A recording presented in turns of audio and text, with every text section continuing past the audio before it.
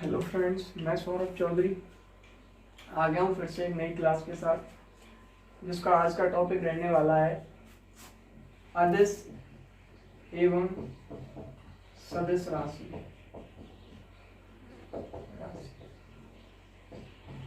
अदिश एवं सदिश राशि, जैसे कि हमारा पहला टॉपिक मात्रक एवं विमा खत्म हो चुका है, तो अपने नेक्स्ट टॉपिक पे चलते हैं। और मैंने मात्रक एवं विमा के 100 क्वेश्चंस की टेस्ट सीरीज यूट्यूब पे डाल दिया, आप वहाँ से उसे देख सकते हैं और उनका सॉल्यूशन भी दिया हुआ है।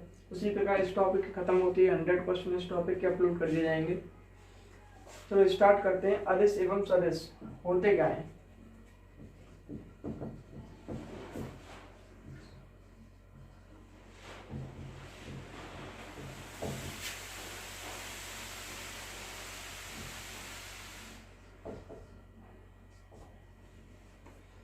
तो हम जानते हैं कि अदिश राशियां क्या होती हैं। अदिश वे भौतिक राशियां जिनका केवल परिमाण होता है, जिन्हें व्यक्त करने के लिए केवल परिमाण की आवश्यकता होती है। वे राशियां जिन्हें व्यक्त करने के लिए केवल परिमाण की आवश्यकता होती है, अर्थात दिशा की आवश्यकता नहीं होती। वो कौन सी राशियां कहलाती हैं? अदिश राशियां। फॉर एग्जाम्पल, द्रव्यमान को केवल परिमाण होता है, इसकी कोई दिशा नहीं होती है। दूरी, समय, चाल, एक्सेट्रा, ये जो सभी राशियां हैं वो कैसी राशियां? अदिश राशियां। अब आगे चलते हैं। सदिश राशि। सदिश राशि क्या होती है? ऐसी भौतिक राशियां जिन्हें व्यक्त करने के लिए परिमाण की आवश्यकता होती है और साथ में दिशा की भी आवश्यकता होती है। परिमाण और दिशा दोनों की आवश्यकता होती है, तो वे कौन सी राशि कहलाती है? सदिश राशि। परिमाण और दिशा होने के बाद भी सदिश राशियों को सदिश नियमों का पालन करना होता है। सदिश नियमों का पालन करना होता है। अच्छा, इसकी टोटल परिभाषा क्या हो गई? सदिश वे राशियां जिनका परिमाण भी होता है, दिशा भी होती है और वे सदिश नियमों का पालन भी करते हैं, तो वो कौन सी राशि हो गई? सदिश राशि। फॉर एग्जाम्पल, विस्थापन, बल, वेग, संवेग, ये सभी कैसी राशि हैं? सदिश राशि। अब एक तीसरा टाइप और होता है इसका,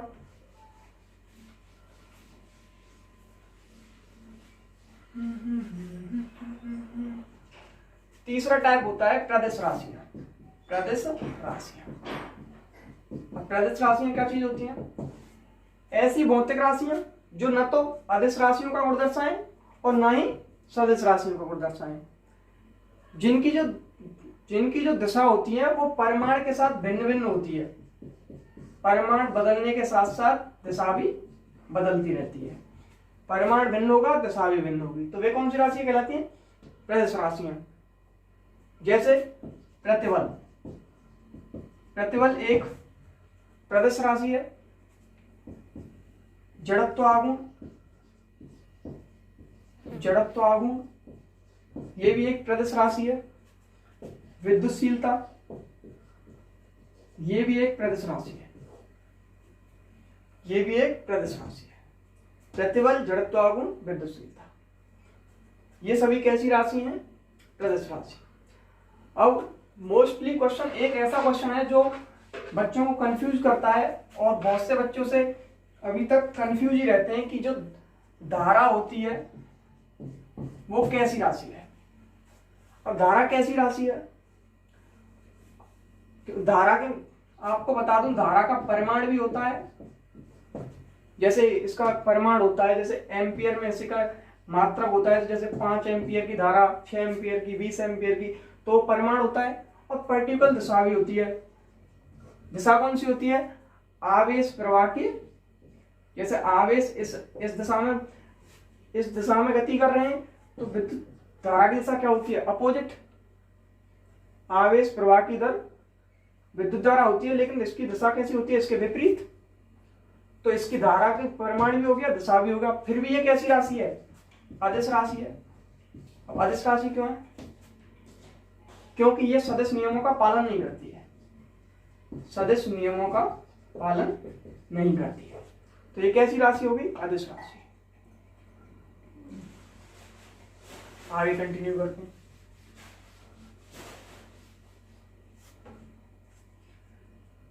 तुल्य सदिश। तुल्य सदिश क्या होते हैं? ऐसे दो सदिश तुल्य सदिश होंगे यदि उनके परिमाण भी बराबर हो, और दिशा भी बराबर हो, दिशा दोनों बराबर। जैसे ये एक्स अक्ष, ये वाई अक्ष। ये कोई सदिश राशि है ए वेक्टर और ये कोई दूसरी राशि है बी वेक्टर। इनका परिमाण भी समान है और इनकी दिशा भी समान है। तो ये कैसे सदिश हो गए? तुल्य सदिश। ये कैसे हो गए? तुल्य सदिश।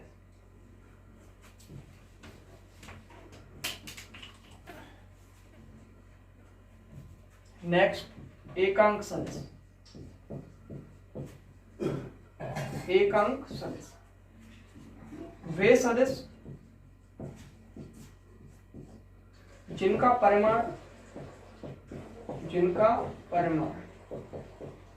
एक होता है या फिर इकाई होता है।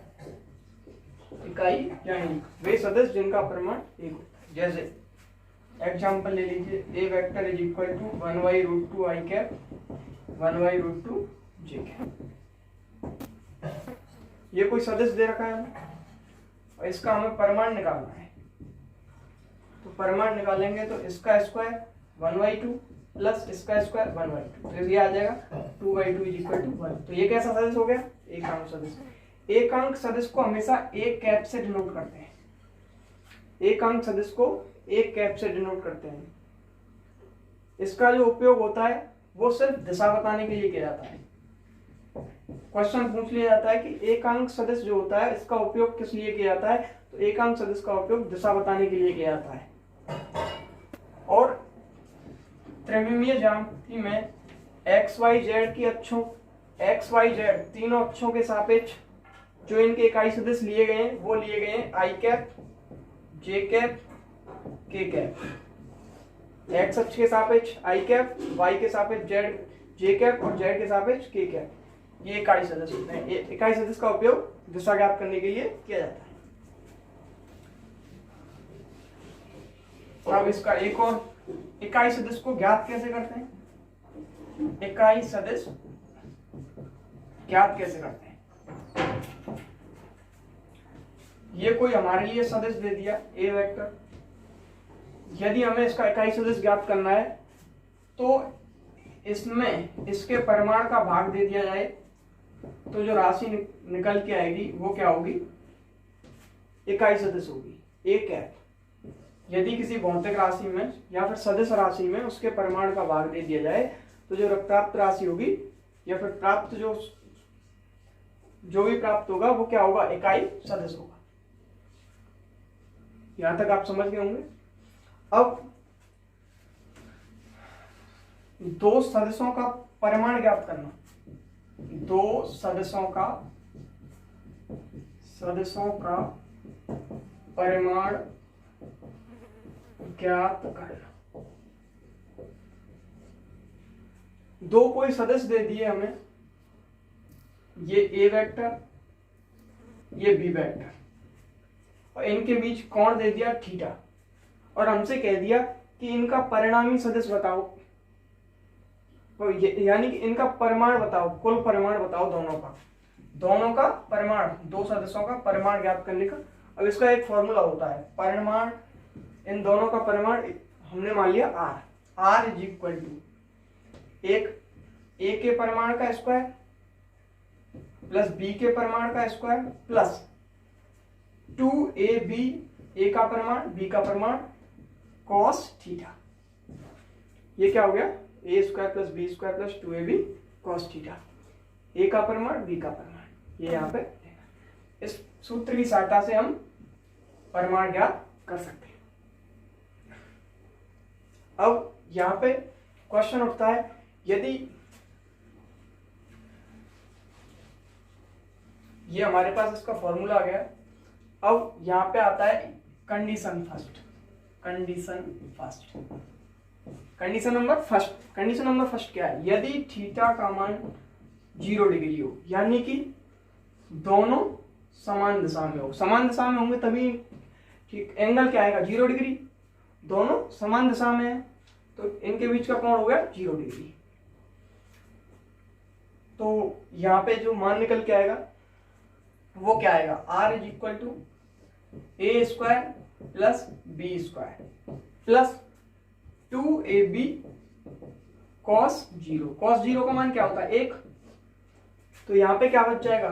r is equal to under root a square b square plus 2ab। तो ये किसका फॉर्मूला बन गया? a प्लस बी का होल स्क्वायर। तो अंडर रूट से होल स्क्वायर कैंसिल हो जाएगा, तो r इज इक्वल टू आएगा a प्लस बी, यानी कि मैक्सिमम मान है, यानी कि मैक्सिमम परिमाण आएगा इनका। अगर थीटा का मान 0 डिग्री है तो जो परिमाण का मान आएगा वो मैक्सिमम आएगा। अब आपसे पूछ लिया जाए कि दो सदस्यों का जो परिमाण होता है वो किस स्थिति में मैक्सिमम आता है?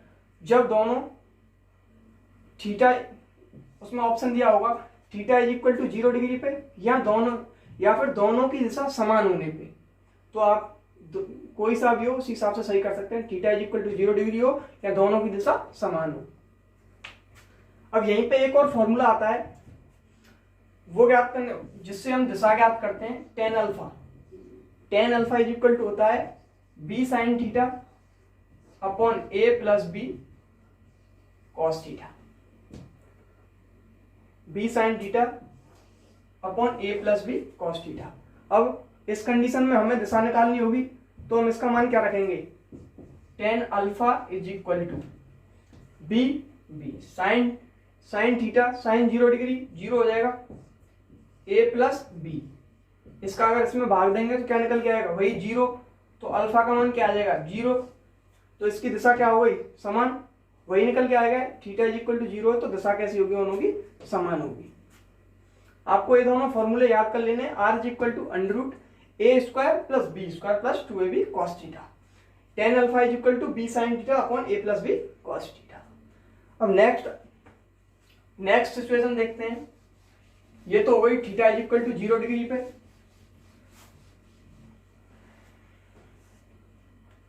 अब देखते हैं सिचुएशन नंबर सेकंड। यदि theta is equal to 90 degree हो तो देखिए r is equal to under root a square plus b square plus 2ab cos 90। cos 90 का मान क्या होता है? 0। ये पूरा का मान हो जाएगा 0।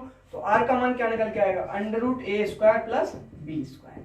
ये इसका परिमाण निकल के आ गया।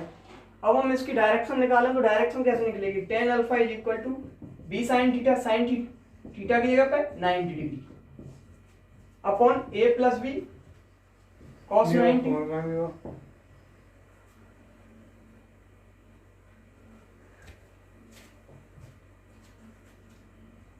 ए प्लस बी कॉस 90। तो कॉस 90 का मान तो 0 हो जाएगा और साइन 90 का 1। तो ये क्या आएगा? B upon a. तो alpha is equal to tan inverse b upon a. ये इसकी क्या आ गई? डायरेक्शन। अब तीसरी सिचुएशन देखते हैं।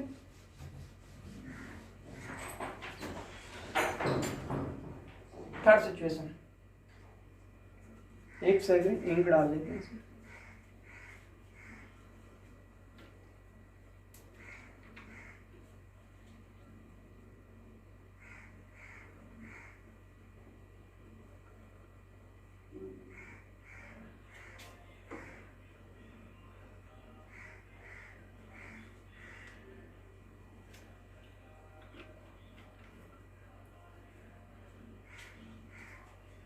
तीसरी सिचुएशन रखते हैं।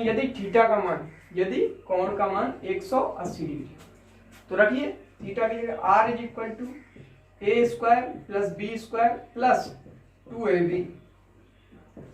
cos 180। cos 180 का मान कितना होता है? -1। रखिए r is equal to a square plus b square minus 2ab। तो ये किसका फॉर्मूला बन गया? Under root a minus b का होल स्क्वायर। तो अंडर रूट से रूट स्क्वायर कैंसिल आउट हो जाएगा तो इसका मान कितना आ जाएगा? R is equal to a minus b. A minus b मतलब ये सबसे मिनिमम आएगा। तो मिनिमम कौन सी कंडीशन में आएगा? जब दोनों एक दूसरे के अपोजिट डायरेक्शन में हो। अपोजिट होंगे तभी तो 180 बनेगा, नॉर्मल सी बात है। जब दोनों एक दूसरे के अपोजिट होंगे तभी 180 डिग्री बनेगा। तो 180 डिग्री होने की कंडीशन में इसका जो परिमाण आएगा वो सबसे मिनिमम आएगा। मिनिमम मैक्सिमम कब आएगा? Theta is equal to 0 degree पे maximum, theta is equal to 180 degree पे मिनिमम, और theta is equal to 90 degree पे जो आएगा a square plus b square. यहाँ पे ए प्लस बी, यहाँ पे ए माइनस बी। समझ में आ गया होगा आपको? आगे चलते हैं और यहाँ पे डायरेक्शन निकालें हम। डायरेक्शन निकालें tan alpha is equal to b sine 180 upon a plus b cos 180। तो साइन 180 का मान तो वही 0 होता है, तो यहाँ पे क्या आ जाएगा 0, अल्फा का मान क्या आ जाएगा 0। ओके सर, आगे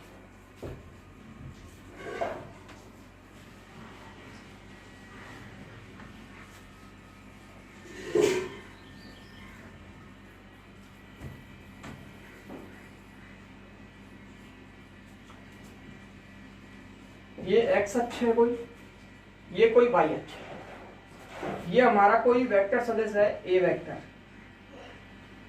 अब हमें इसके क्षैतिज तल और ऊर्ध्वाधर तल के निर्देशांक ज्ञात करने हैं, सदिश ज्ञात करना है इसका। और ये जो एक्स अक्ष के साथ थीटा कोण बना रहा है, ये जो ए वेक्टर है कोई एक्स अक्ष के साथ थीटा कोण बना रहा है। तो जिस अक्ष के साथ कोण बनाए, जिस अक्ष के साथ कोण बनाए उसके साथ लेते हैं cos थीटा। तो ये तो एक सदिश ले लिया a cos थीटा, और जिसके साथ नहीं होता वो होता है a sin थीटा। जैसे यहां पे हमने ये कोई बिंदु मान लिया O B C D। अब हमें एक तो ये ज्ञात करना है, एक ये ज्ञात करना था। ये तो मैंने डायरेक्ट बता दिया, पर निकाल के भी दिखा देते हैं। देखिए इस त्रिभुज में चलिए, इस त्रिभुज में लीजिए cos थीटा। cos थीटा क्या होता है? आधार बट्टे कर्ण। आधार बट्टे कर्ण, तो आधार क्या हो गया इसका OC, कर्ण क्या हो गया A। तो OC क्या आ जाएगा यहाँ पे? OC इज इक्वल OC मान लो, या फिर इसे AX मान लो, इसे AY मान लो। तो OC is equal to AX is equal to क्या आ जाएगा A cos theta. A cos theta आ जाएगा। और इसका अगर जब ये cos थीटा आ गया, अब हमें क्या निकालना है? ये जो OD होगा ये किसके बराबर होगा? BC के। अब इसमें हम sin थीटा का फॉर्मूला लगाएं, sin theta is equal to लंब बट्टे कर्ण। तो लंब क्या हो जाएगा यहाँ पे BC। अब BC रख लें या फिर OD रख लें। तो OD क्या है? AY। तो AY अपॉन A। तो AY का मान क्या आ जाएगा? A sin theta. ये आ गए इसके x अक्ष और y अक्ष में इस वेक्टर सदिश। अब हमसे कहे कि अब एक बार बताओ, ax ये हो गया ax और ये हो गया ay। तो इन दोनों के बीच कोण कितना बन रहा है? 90 डिग्री का। 90 डिग्री का बन रहा है। अब हमसे इन दोनों का परिमाण निकालने की कहे, तो परिमाण जब हम निकालेंगे तो theta is equal to 90 degree पे कितना आता है? Theta is equal to 90 degree पे आता है ax square plus ay square, ax square upon y square. और डायरेक्शन क्या आती है? Alpha is equal to tan inverse ay upon ax। ये यहाँ पे मैंने आपको निकाल के बता दिया, और यहाँ पे इसका परिमाण कैसे निकालते हैं वो दिखा दिया, और डायरेक्शन कैसे निकालते हैं वो सिखा दिया। उम्मीद करता हूँ आपको मैंने आज जो भी पढ़ाया होगा वो आपको समझ में आया होगा, और आप रेगुलर से नोट्स बना रहे होंगे। मिलते हैं नेक्स्ट क्लास के साथ। अगर आपको हमारी पढ़ाई हुई वीडियो पसंद आ रही है, आप समझ पा रहे हैं हमारी वीडियो को, तो हमारे चैनल को सब्सक्राइब करो, शेयर करो और सपोर्ट करो। Thank you.